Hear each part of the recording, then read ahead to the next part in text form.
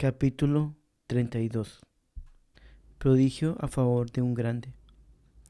Entre tanto la peste continuaba en la población y Dios cada día se valía de nuestros escasos recursos médicos para curaciones raras. Llegó hasta curarse una perniciosa ya en todo su desarrollo con una fricción de alcohol con agua. Así era de ver la misericordia de Dios con estos pobres. Ay, Padre, casi nadie reflexiona en esto de la misericordia de Dios con los pobres. Sin embargo, es la más bella de lecciones de la inmensa compasión de Dios a los humanos. Será una de las razones para que los grandes y ricos busquen menos a Dios. Es que ellos no están tan en contacto con las misericordiosas compasiones de Dios con tan pobres y pequeños. Sin duda, Dios quería acreditar nuestra misión ante esas gentes con estos favores y abrirles el camino a los indios para la fe. Pero en mucho entraría también esa suprema compasión de Dios que no sabe contenerse. Para seguramente más en esto, me apoyo en la historia de Jonás, profeta. Este le conocía tanto a Dios, ese lado de la compasión, que por eso no quería predicar en Nínive los castigos de Dios, porque sabía que Dios casi no puede contenerse en perdonar y socorrer, y pensaba que lo hacía quedar mal. Dios por su parte mostró bien que tenía razón el profeta cuando le dijo: si te duele de una planta que no hiciste nacer, dime, ¿qué sentiré yo destruyendo a Nínive, en donde hay tantos niños que no saben cuál es su mano derecha? Compasión por los pequeños y los pobres. Eso era bastante para hacer quedar mal a un profeta. Dios mío, ¿cuánto nos enseñas en esto? ¿Quién no querrá si esto considera ser pobre y pequeño? Estas pobres gentes de Dabeiba eran pobres en todo y pequeñas en todo, pobres en fe, en dinero o bienes de la tierra, en virtudes, pues eran focos de pecado, de conocimientos, pues eran el colmo de la ignorancia, y eran pequeños en todo, hasta en fuerza, porque eran gente endeble y carcomida por los achaques. Era pues cosa natural en Dios hacer estos favores a quienes tanta compasión merecían. Por esto, Padre, he procurado siempre que las hermanas no vean en estos favores y prodigios ningún mérito en las misioneras, sino sencillamente la compasión de Dios por los pequeños y los pobres. Esto es tan cierto que solo después de 9 años vemos un prodigio de esos, hecho a favor de uno de los que se titulaban grandes en Dabeiba, tan grande y tan infeliz, el sujeto ese, que se creía con derecho de blasfemar y lo hacía como quien quiere competir con el demonio. Qué infeliz y qué pequeño y qué pobre es ese señor, pero se cree rico, feliz y grande. El cielo, por él insultado muchas veces, le hizo, sin embargo, un favor de esos prodigiosos, pero creo que para llamarlo a la fe y salvarlo, él, sin embargo, no ha querido oír. Aunque me salgo el orden cronológico que llevo, voy a referirlo, Padre, porque debiendo, según se me ha impuesto escribirlo todo, me queda bien así, para ver si me es posible no volver a este tema, el más penoso para mí. ¿Y sabe, Padre, por qué es el más penoso? Porque temo que algún candoroso crea al leer esto, que estos prodigios son milagros míos. Por lo demás, mi mayor gusto será en hacer patentes las misericordias de Dios y que Él sea conocido por ellas. Pero compraría con cualquier cosa el conseguir que no torcieran las cosas atribuyéndome el mérito que no tengo. Dios mío, cuánto anhelo vivir en la verdad y que todos reposen en ella. Pues bien, reverendo padre, hará solo unos 4 años que el infeliz blasfemo a que me refiero tuvo la pena de ver a una hijita ya a la muerte, de una enfermedad desconocida, pero con todos los síntomas de mortal. Buscó recursos en los médicos más connotados y todos declararon que la niña moriría, naturalmente, aunque las gentes me tenían alguna confianza en lo de medicina, porque en fin, les hacía el bien que estaba a mi alcance. Él no pensaba en recurrir a persona tan repugnante y tan papista como yo. Era uno de nuestros enemigos acérrimos y perseguidor de todo lo que se relacionara con Dios. Pero llegó el momento en que el amor a la niñita le hizo olvidar su odio y se dio a las instancias de una amiga que le indicaba mandarme la niña. Me la mandó con una esquela tan altiva que, sin que yo pueda decir ahora los términos precisos de ella, puedo sí asegurar que quería decirme que me hacía el honor de ocuparme. Leí la esquela y con lástima y buen deseo de ver si, haciéndole algún favor a este señor, se daba por vencido. Tomé la niña, tendría 1 año. Efectivamente vi que la enfermedad era rarísima y pensé que solo Dios podía curarla.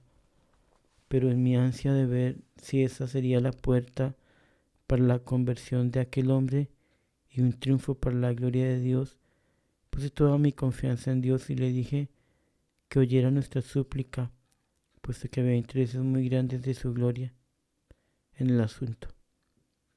Me entré a la clausura en busca de la opinión de la hermana María del Sagrado Corazón, muy entendida en enfermedades de niños, pero ella me dijo: con nada de abajo se cura esa muchachita.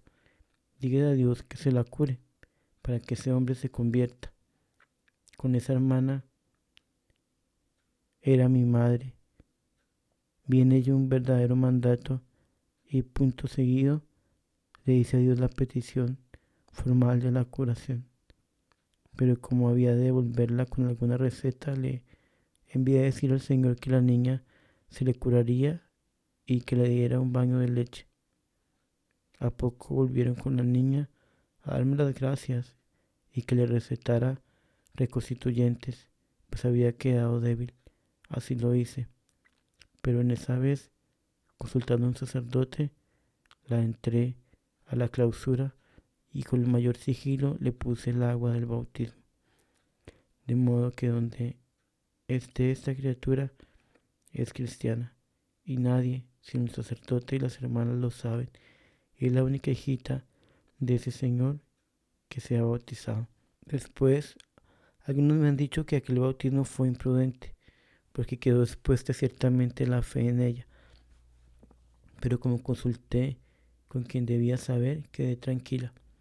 Además, Dios debe tener alguna mira misericordiosamente especial sobre esa niña, si he de juzgar por lo que sentí y vi en ella y su enfermedad.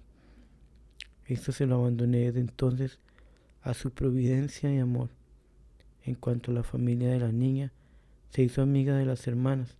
El infeliz padre aún no se ha convertido, pero nos apoya como puede y se afana por el bienestar de las hermanas y habla bien de ellas. Como respuesta, cuando me pidió la cuenta de la curación, no le di otra que la de que me daba por bien servida, con que la niña se hubiera curado y ellos se hubieran consolado.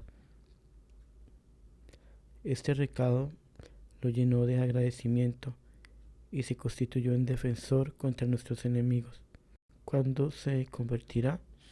Dios mío, si con esta curación echaste la semilla en ese corazón, no dejes que sea estéril. Es tan criminal ese pobre hombre que será una de las manifestaciones más grandes de las soberanas condescendencias de Dios, su conversión. Pero ¿por qué no esperarlo? Dios supera siempre nuestra confianza y aplasta los montes más elevados. Pobre alma. Este es el único prodigio que se ha hecho en la misión a favor de un grande o rico o que supone serlo. Los demás, todos a favor de los pequeños y de los pobres. Bendito sea el Señor de los pequeños. Cada acontecimiento de estos me hacía desaparecer más y más de mí misma, Padre, porque nada hay que más muestre la pequeñez y miseria humana como las infinitas grandezas de Dios.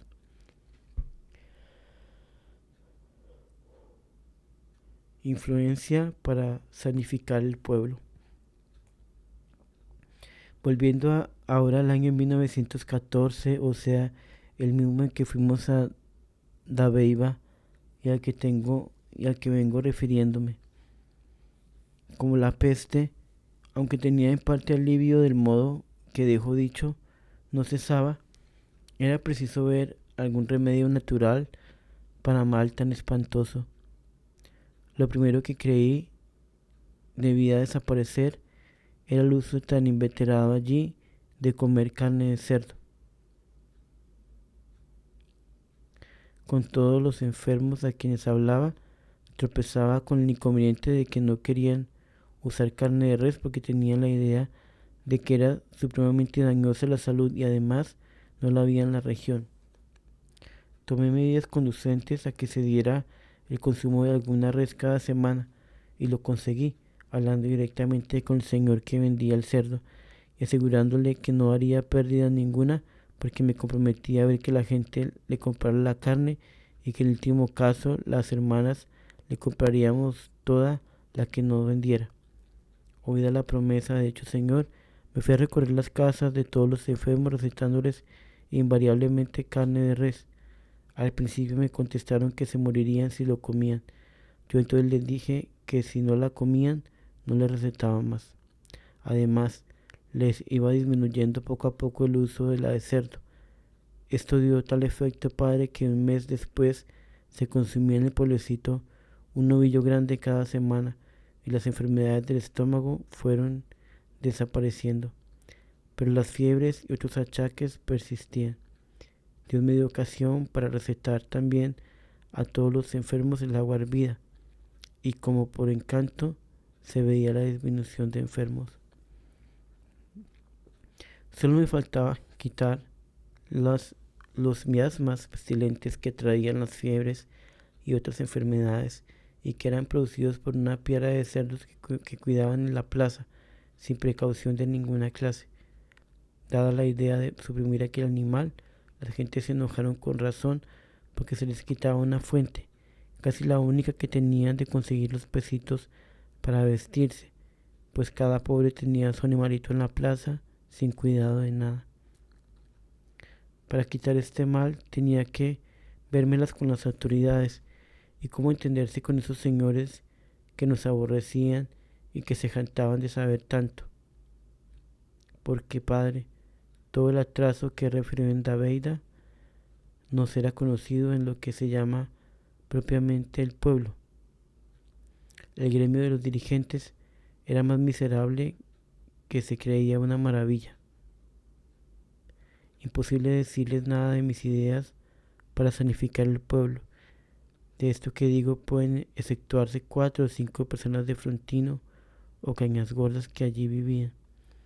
Estos no estaban en el mismo estado, pero tampoco deploraban aquel en el que se encontraban los demás, ni pretendían mejorarlo, ni se les alcanzaba lo que era nuestra obra, de modo que permanecían impasibles y nos creían locas o noveleras y nada más.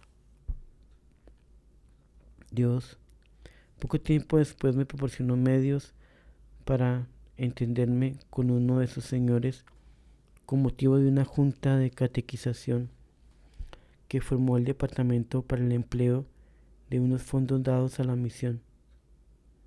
Entonces, usando un cambio de palabras en las cuales dejaba comprender como pasado lo que sucedería en Dabeiba, referí la historia de un pueblo que se había significado quitando los cerdos de la plaza y ordenando a todos los habitantes que durmieran cubiertos. El señor ese, que era presidente del consejo municipal, puso mucho cuidado a la historia que en el fondo Era una previsión natural de lo que iba a suceder si se ponían los medios indicados y sin dejarse comprender la buena impresión que había recibido, salió. Yo me quedé con la idea de que la indirecta enseñanza había sido aprovechada. Pocos días después lo propuso a los del consejo, pobres hombres ignorantes que a todos le decían que sí. Salió la orden y quitaron los cerdos, arreglaron las casas de modo que abrigaran a sus habitantes y fue este el punto final a la peste. Desde entonces apenas se ve paludismo. No obstante, ¿será que el clima tan ardiente Dios me ayudaba palpablemente? Estábamos ciertas de que si la enseñanza se hubiera dado de un modo franco, no solo no había dado resultado, sino que la hubiéramos pagado cara. En donde no caben los indios, tampoco caben las misioneras.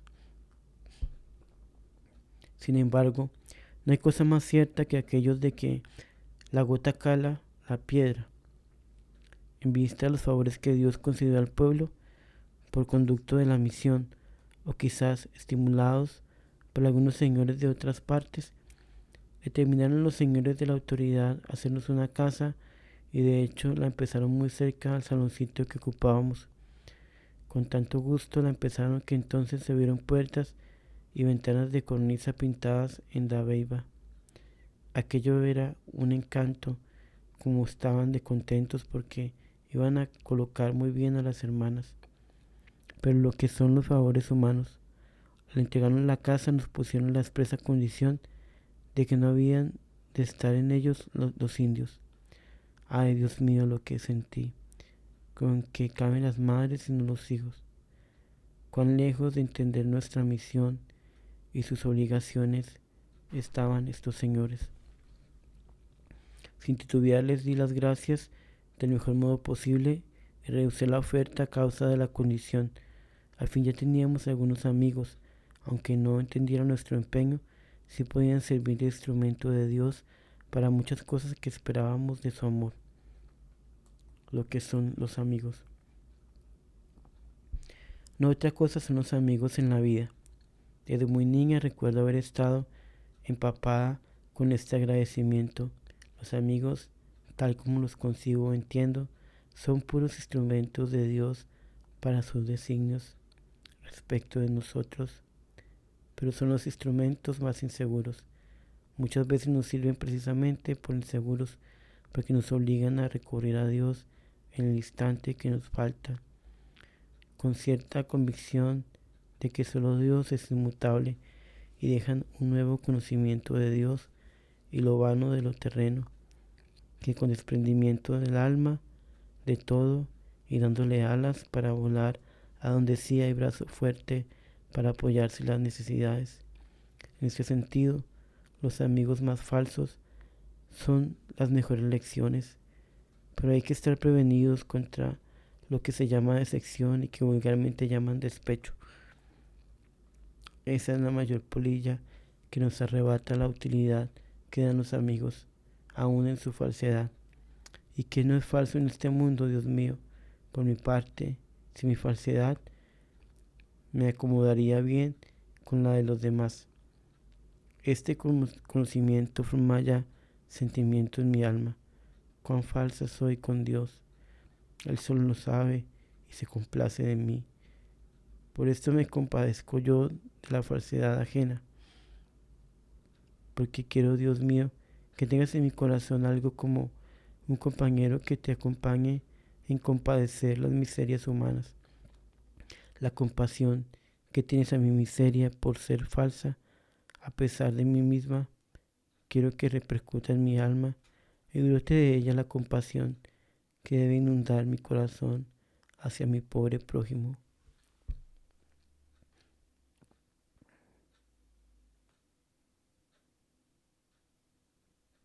He observado, Padre, que hay amigos que duran, sin duda. Eso obedece a que necesitamos por más tiempo de esas cuñitas para hacer nuestra vida. Pero cuando se acaban o como dice la gente, se voltean, es porque ya no se necesitan en el designio de Dios con el alma. Esto pude verlo más claro en los tiempos de persecución de que ya he hablado, cuando la novena del doctor Castro, entonces padre, no me quedó sino una familia amiga, la de don Teodosio Ramírez. Ponderar los favores de esta familia será imposible. Decir de mi gratitud a ella tampoco será fácil. Todo era rebosante. Me parecía que nada en la tierra podía separar mi alma agradecida de esa familia. Ellos que, a pesar de mi suprema humillación social, cuando no se permitían otros ni saludarme, por no caer en la nota de ser amigos, cosa que rebajaba su nivel social, se me unieron más fuertemente que antes, soportando quizá los reclamos de otros de sus amigos, me admiraban y me llenaban de gratitud. La mano única que se nos tiende en el fragor de la persecución, el hambre, la humillación y el dolor, no es posible que se olvide.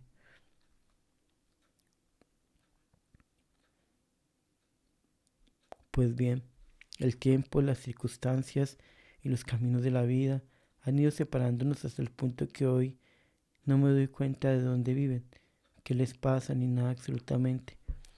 Los mismos cumplimientos que uso con otros cuando tienen un acontecimiento infausto no figuran hoy en mis cuidados respecto a esos amigos. ¿Y qué ha ocurrido? Absolutamente nada. No me han dado una queja, ni yo a ellos. Sin embargo, ¿por qué se acabó la amistad? No sé, ellos tampoco saben.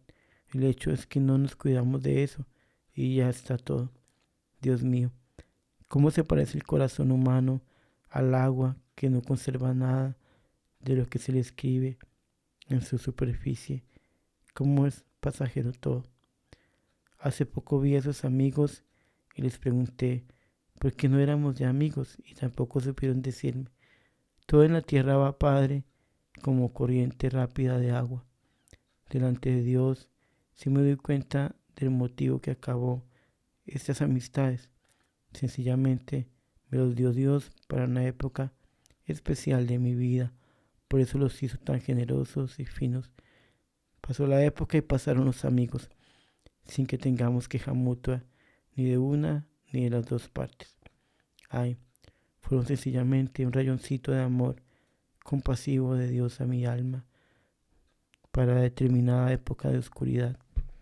Pasó la época, cesó la oscuridad, el rayoncito no tenía que hacer y Dios no tiene nada inútil.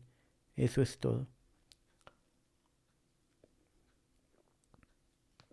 Pero qué maravillosa se me vuelve la compasión de Dios, Padre de mi alma, a través de estos rayitos luminosos con que estiriza su amor hacia las almas que sufren. Dios mío, quiero ser rayito para mostrarles a otros algo de tu faz compasiva y quiero ser el dolorido que recibe el rayito luminoso. Todo quiero ser, porque todo es reflejo tuyo, Señor de mi alma. Mis buenos amigos no saben siquiera que los amo, precisamente porque pasaron, porque se apagaron para mi alma, que la ausencia de su amistad fue un reflejo de la providencia amorosa de mi Dios. Sé que por todo esto, porque fueron amigos y también porque se alejaron, Dios les recompensará. No ve, Padre, cómo Dios me ha dado la manera de amarlo a través de todo en la vida. Dios que sonríe a través de la versatilidad o fugacidad de lo humano es arrebatador, tanto como lo es en su inmutable eternidad. ¿Cuándo acabaremos de amarlo? Ay, Dios mío, pero danos otro corazón, porque este literalmente ya no alcanza. Decía pues, Padre, que de la oferta de la casa de Dabeiba, al menos nos quedaron algunos amigos. Perdóneme el que para cosa tan majadera haya hecho tan larga explicación, porque ya sabe vuestra reverencia que para todos soy larga. Estos amigos de Dabeiba podían contarse en los dedos, pero fueron un apoyo en varios casos para nuestro trabajo apostólico, aunque no lo entendían como se ve, considerando lo que pasaba y lo muy asustados que se mostraban con lo que hacíamos. Perplejidad de los davivanos. En una de las primeras excursiones trajeron las hermanas unas indias enfermas para curarlas en la casa. Naturalmente las pobres indias estaban debilitadas por la enfermedad y tenían sus hijitos a quienes llevar. Las hermanas subieron a las indias a las bestias y echándose al hombro los niños iban llevando las bestias del cabestro para darles seguridad a las indias que no sabían montar. Naturalmente caminaban trabajosamente, pero venían alegrísimas, porque aquellas indias se bautizarían después de ser curadas, según era nuestra confianza en Dios. Se encontró nuestro grupo de terciadoras con un señor de aquellos principalitos. Dios mío, qué sorpresa. La siguió desde el río hasta la plaza sin poderse dar cuenta exacta de lo que veía en sus ojos. Las hermanas notaron al hombre que la seguía. Al día siguiente la señora del hombre fue a decirnos del susto de su marido y de cómo llamaba a los del tránsito para que vieran aquello tan inexplicable. De ninguna manera podía explicarse el hecho. ¿Qué quieren esas señoritas?, decía. ¿Qué esperan de esas indias tan pobres y tan asquerosas? ¿Qué buscan en esto? La señora, un poco más entendida, le explicó, aunque malamente, lo que buscábamos y cuál era nuestro anhelo. Al principio no quería creerla, porque eso de buscar almas para el que ignora que la suya estaba tan necesitada y hablarle de recompensas de la otra vida, a quien no hace cuenta sino de esta, y de espíritu al que es todo carne, es empresa difícil. Sin embargo, pocos días después le decía a su mujer este señor: si yo hubiera conocido así el catolicismo desde niño, me hubiera hecho católico hasta la médula de los huesos. No puedo ver esto sin enternecerme.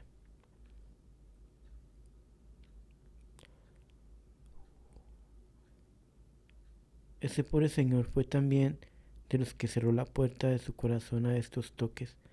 Aunque fue nuestro amigo, se hizo después a una excomunión y permanece sin Dios y en desgracia en todo sentido. Pobrecito, Dios tenga compasión de él y dele una nueva gracia. Una vez fracasada la esperanza de casa en lo del Consejo Municipal, entramos a pensar seriamente en una construcción, pues entre otras cosas nos partía el alma no tener en dónde alojar los pobres indios y sobre todo a los pobres indias que salían a buscarnos, y si no las alojábamos quedaban expuestas al desenfreno de esas gentes sin Dios y sin respeto. Esto, como digo, nos partía el alma, pues aunque nos estrechábamos cuanto podíamos en nuestro saloncito, se tiraban los indios hasta en el solar para dormir a la intemperie, no alcanzábamos a alojarlos a todos. Pensar en que el honorable consejo nos ayudara algo, siquiera para la casita, era imposible, pues con él acababa de pasar la hermana San Benito la mayor de sección. Nos dieron libremente un terreno de las escuelas para que lo cultiváramos. Se puso la hermana a ello con el mayor afán. Lo sembró de hierba, yuca y frisoles. Y cuando estuvo a punto de disfrutarlo, echaron bestias y nos lo arrebataron sin más razón que la que lo necesitaban los que lo usurparon. Fue sin duda la primera injusticia a que se sometía esta hermana, porque le hizo la más terrible impresión. Lloraba recordando sus sudores y los días de sol que había soportado sembrando y limpiando aquello en un clima tan terrible, resultarle con que eso era de los que lo necesitaban. Verdaderamente era para descorazonar a cualquiera, pero la calmé, haciéndole ver que apenas era el comienzo de las injusticias que debíamos soportar, toda vez que nos habíamos ofrecido a Dios para todo lo que condujera a la salvación de los pobres indios. Además le dije: trabajó por amor de Dios y nada perdido. Él lo ve todo y paga cualquier esfuerzo que se haga por su amor, con una abundancia y generosidad que no alcanzamos a medir. La pobre se inclinó pero me dice que todavía recuerda aquella impresión como la más fuerte de su vida. Lo mismo nos pasó con un poco de agua que le puso la casita al señor alcalde. Una vecina la quitó con la única razón de que las cosas no son del dueño sino del que las necesita. Las autoridades por su parte tenían miedo de protegernos y todo lo perdimos. Era pues imposible aguardar que el municipio iba a ayudarnos en nada. Pensé en el solar de la iglesia, pero nos salieron al paso porque eso también era del distrito. Hubo que meter al señor obispo a defender los derechos de la iglesia y así conseguimos empezar la construcción de ese terreno.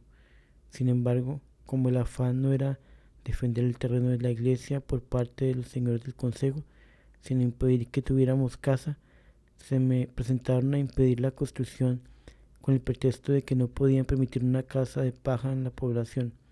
Les contesté que cuando la casa de la misión fuera la única que diera mal aspecto a la población, en donde solo había 2 casas de teja, yo misma la quitaba, pero que no estaba dispuesta a suspender los trabajos.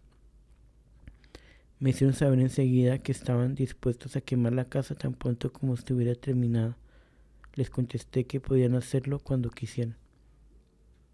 Las pobres hermanas, que jamás ni en ninguna época habían sufrido esa clase de contradicciones e injusticias, se afligían y amostazaban un poco. Pero para esta servidora, que había comido solo ese pan desde la niñez y que las esperaba mayores, le pasaban apenas rozando la superficie. Ellas, las hermanas, oían mis reflexiones que invariablemente terminaban con el anuncio de cosas mayores, se calmaban. Nunca oí a ninguna una frase poco delicada, ni que manifestara deseo de retirarle a Dios la palabra dada, ni esto, del insulto de que varias veces fueron víctimas, lograron desanimarlas. Era una constancia a prueba de todo. Por mi parte, padre, ni siquiera la lástima de las hermanas me lastimaba. Solo tenía la inmensa espina de la lejanía de Dios a que se encontraban las almas que nos rodeaban, y esa lo invadía todo. Arquitectas, albañiles y peones. Dejamos a los señores del consejo rabiando y emprendimos la casita. Imposible encontrar trabajadores ni menos arquitecto. La falta de hábito de trabajo en las gentes por una parte y el odio a nosotras por otra impedían que halláramos trabajadores. ¿Qué hacer? Lo que habíamos propuesto desde Medellín, pasar por encima de todo, sufrirlo todo y salvar las almas a todo trance. Conocíamos que por Dios no había de faltar y determinamos que por nosotras tampoco faltara nada que estuviera a nuestro alcance. Bendito sea mi Dios, que me dio unas socias tan al colmo de la necesidad. La hermana San Benita me dijo, tranquilícese, como no hemos de saber hacer un rancho, y acto seguido se declaró arquitecta.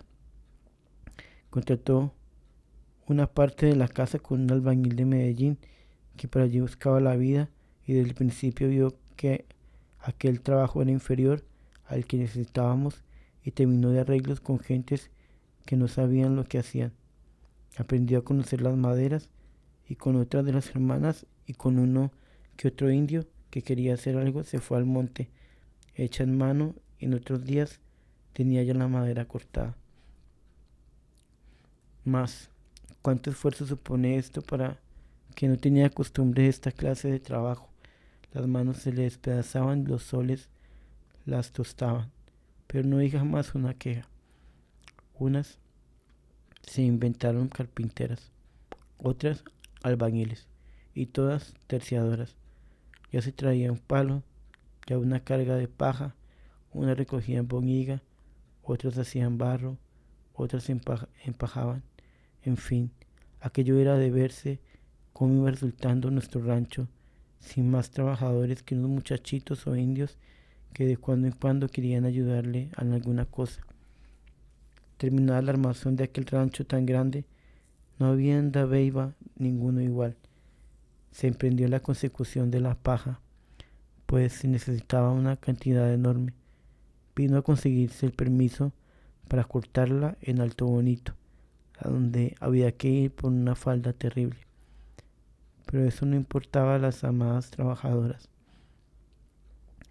Era un verano de esos que hacen a los climas calientes invivibles, y con los ardores del sol al mediodía se las hallaba agachadas en aquel alto, arrancando paja y rezando su acostumbrado rosario, o mejor, sus rosarios, porque unían unos a otros, implorando del cielo la gracia de la fe para los indios que impasibles veían trabajar de ese modo sin tomarse el trabajo de recoger una paja.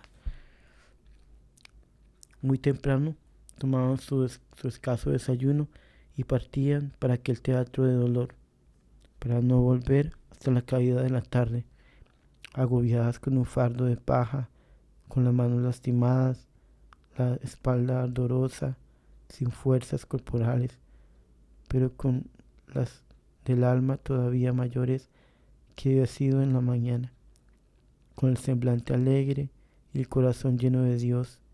Llegaban con hambre violenta y sed abrasadora a comer un pan escaso y malo, y el cual no tenían costumbre. Solo Dios sabe lo que yo sentía, reverendo Padre, al verlas llegar así y al servirles ese escaso pan. Lo que Dios diría al ver esta generosidad lo sabremos en el cielo.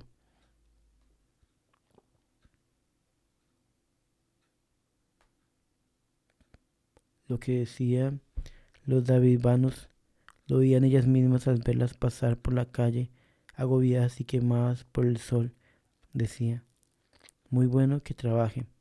Son mujeres como todas, que trabajen para que se cansen pronto y se vayan, que aguanten, que nadie las estaba llamando, que le pongan mucha paja al rancho, que así mejor arderá.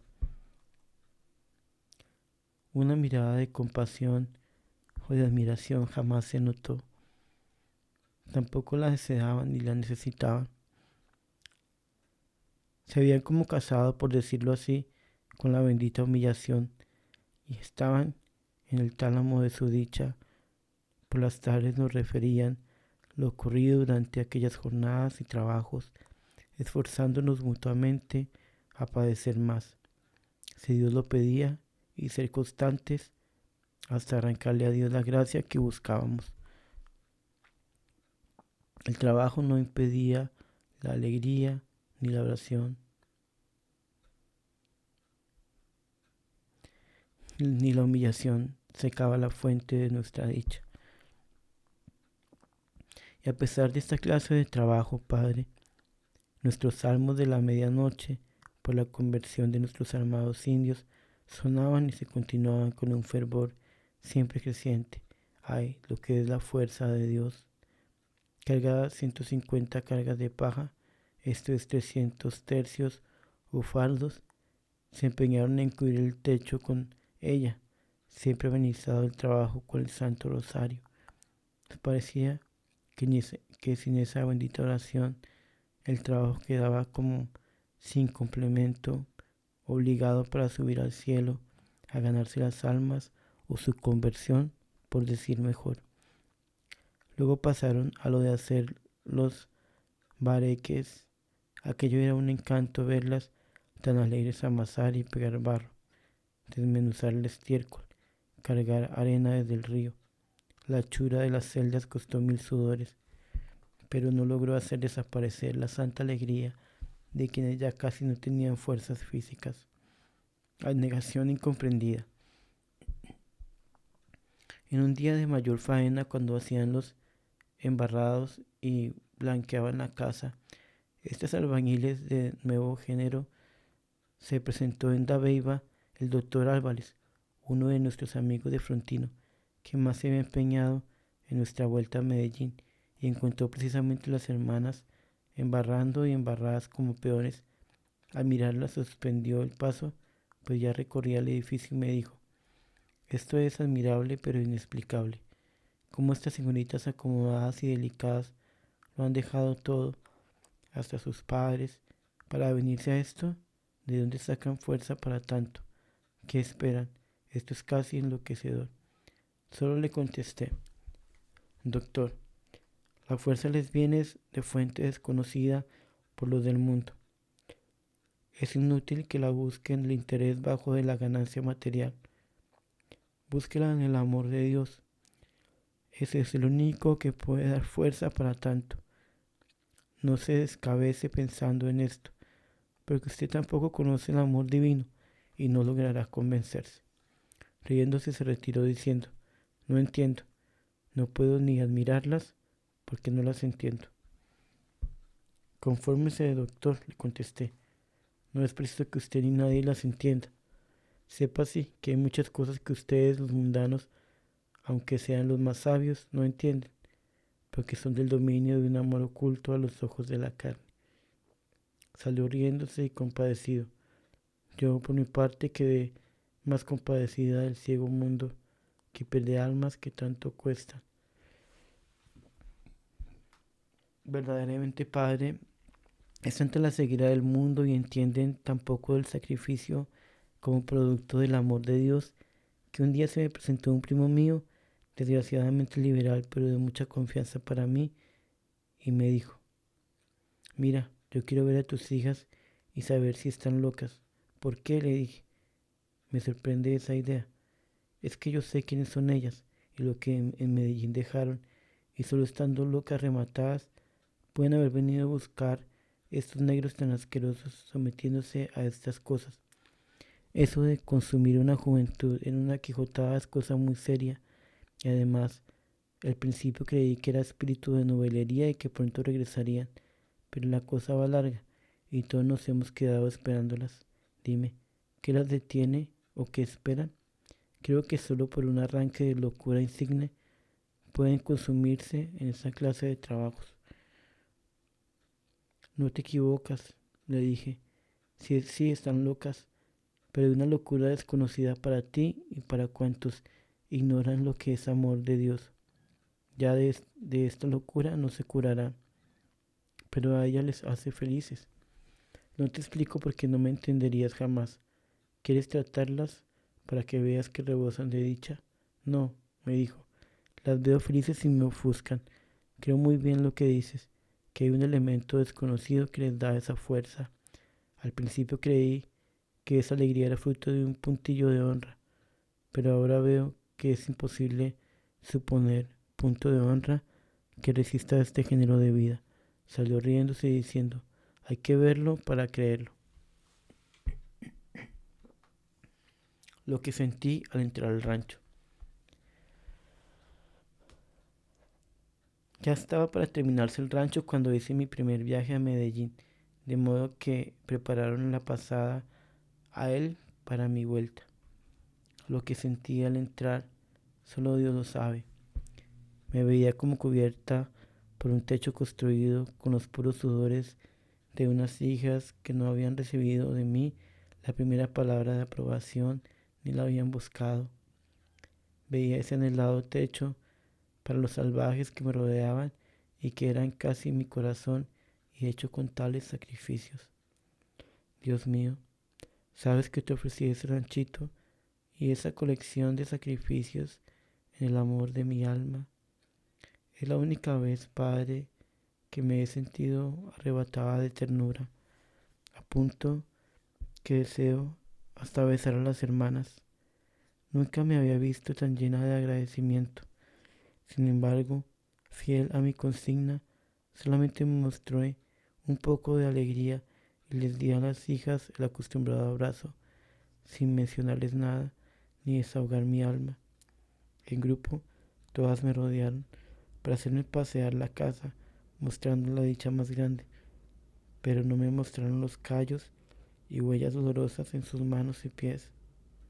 Esas pude observarlas después lentamente y sin que se percibieran en ello.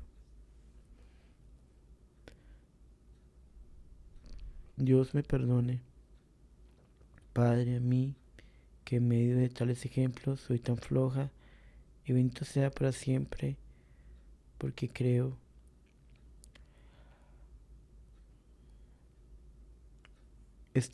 porque creo estas almas para su obra. Cuán hermosa será la casa del cielo de estas hermanas. Jamás han sabido que las admiro, ni quiero que lo sepa, para no herir su modestia. Ojalá para siempre ignoraran su mérito, para que su sorpresa en el cielo fuera más dulce.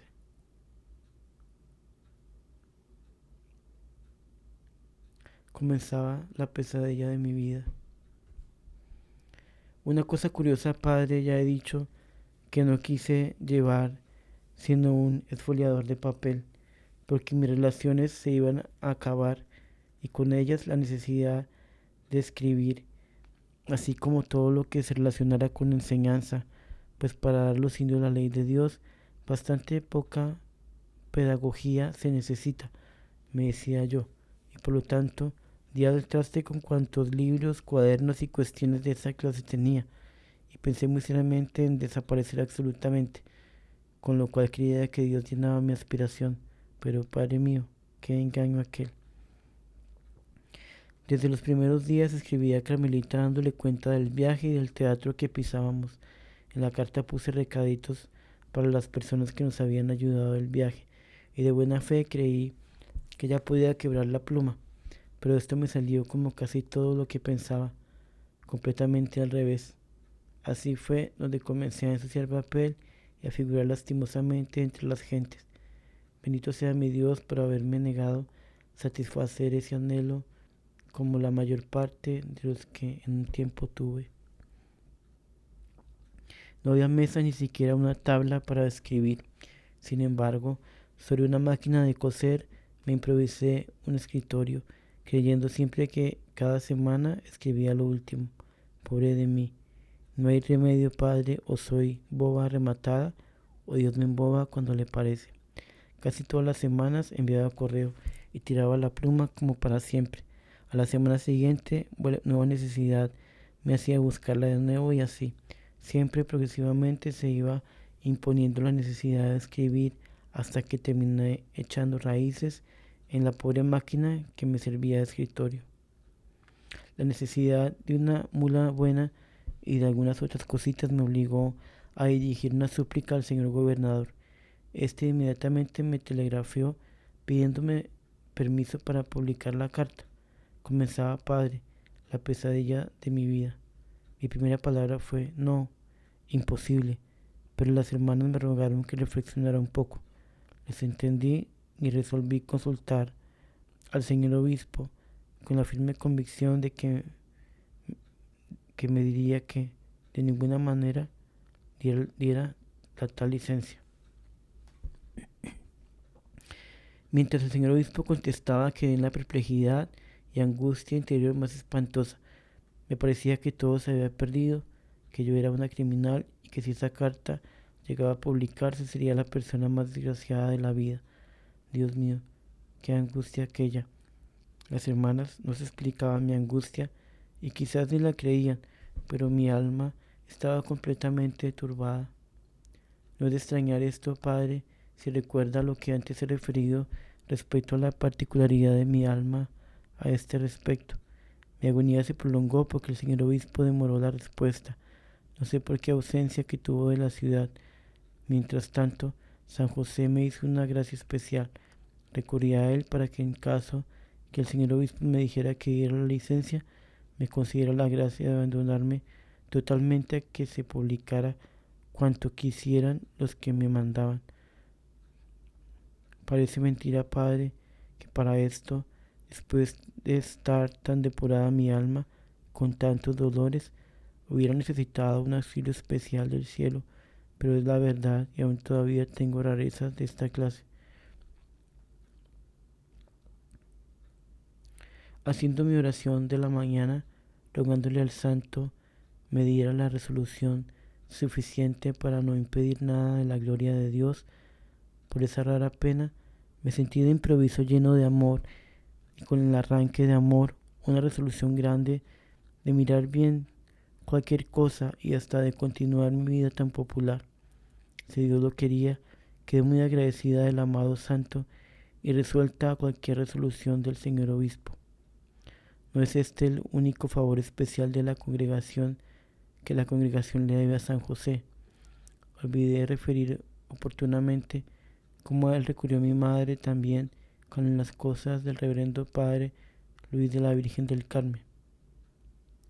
Cuando toda esperanza de realizar la obra se había frustrado, cuando ya el señor Crespo me había dicho que nada podía hacer, y cuando todo parecía hundirse en lo imposible, mi madre firme me decía, la obra se hace y se hace pronto, porque se lo he encomendado a San José y siento que se hará.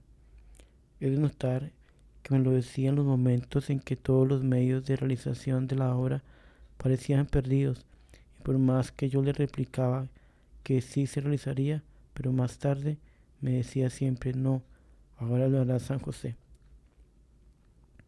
Muchas veces durante su vida misionera me recordó este favor del santo para fomentar la devoción al santo patriarca en la congregación, pero jamás tuve curiosidad de saber el cómo le había conseguido esa seguridad, ni se lo pregunté nunca. Y ya sabe, padre, cómo se realizó esa confianza o seguridad en ella. Naturalmente, estas preparaciones de Dios en mi alma me aseguraban casi la respuesta del señor Crespo, como la esperaba. Llegó diciendo, deje que publiquen lo que quieran para la gloria de Dios. Me incliné, pues, y comenzó con esto la vida pública de la congregación. No obstante estar bajo las frondas de las selvas, prueba de que Dios hace salir a luz lo que quiere y como quiere, sin que ningún obstáculo se le oponga. La gloria de Dios está por delante. Pocos meses después me dijo un sacerdote que había visto algunas cosas de lo que pasaba en la misión en un periódico. Ya no alcé las manos al cielo, le había ofrecido inclinarme, pero no pude verlo con completa indiferencia.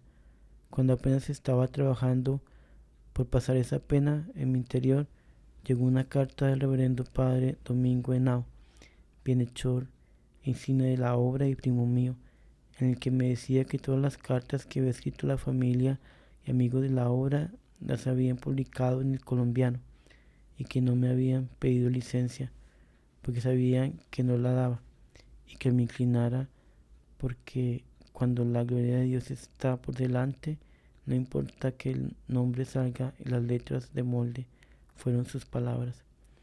Quedé como sonsa con la noticia,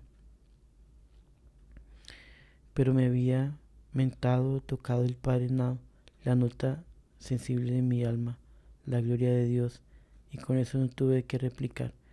Llamé al santo abandono a que se posesionara de mi alma, y aunque me entregué a él, según he dicho siempre, no lo hice con tal perfección que me quedara indiferente completamente. Aún así, después de tanto y tanto publicar y de tanto y tanto salir en público con mi pobre personilla, no soy indiferente del todo y aún de pronto parece que mi alma se revela. Por fortuna, Padre, para no escandalizar, me ha dado Dios la mayor facilidad para mostrar un exterior sereno y hasta satisfecho. Quizás, Padre, vuestra reverencia me creerá lo que le estoy diciendo y también lo creen algunas de las hermanas, ante quienes he exteriorizado algunas veces mi pena. Pero lo demás sé que no creen y cuando algo digo se ríen como quien dice es falsa modestia. Sobre todo, cuando estoy en soledad, me siento como una criatura fracasada al considerar la popularidad de cuanto ha hecho Dios conmigo. Otra cosa que ayuda, Padre, a mi pena es que últimamente no soy tan discreta como antes en lo de referir las cosas yo misma, de modo que frecuentemente yo misma me encarno la espina, sin que me valgan propósitos y hasta acusarme en la confesión. Lo hago como tan naturalmente que me salen las cosas sin disimulo, como el aire me sale de los pulmones. Hay veces que no sé qué hacer conmigo misma. Al contrario, en los primeros tiempos de vida espiritual, antes me dejaba sacar un ojo de la cara que dejar comprender nada de lo que pasaba en mi alma o de lo que hacía. Para mí es una pena esto de que vengo hablando, cuya explicación conoceré más tarde quizás, pero la gente cree que todo lo miro con gusto y que miento cuando algo digo de mi confusión. Francamente, debo decir, Padre, que no vivo satisfecha de sentir estas cosas, que la serenidad del abandono con que veo venir las contrariedades me parece más de Dios que esta pena que me trae lo que puede halagar según el orden común. Dios me perdone si en ello hay imperfección o quizás algún pecado. Es una de las cosas que creo que voy a llevar a la otra vida, sin que nadie me la haya comprendido. Cuando salimos de Medellín hablaron los periódicos de nuestras empresas, pero nuestros amigos de Medellín tuvieron la caridad de no dejárnoslo conocer, de modo que esto que vengo refiriendo es lo primero que conocimos. Nunca, Padre, he creído que estas cosas me sean incentivo de vanidad, porque siempre me vienen como humillación profunda, de modo inexplicable. Escribía para el Católico. Según creo, fue en noviembre de aquel mismo año 1914 que el señor obispo me dio orden terminante de mandarle quincenalmente relación de alguna cosa de las que pasaban en la misión para publicar en el Católico, periódico de la diócesis.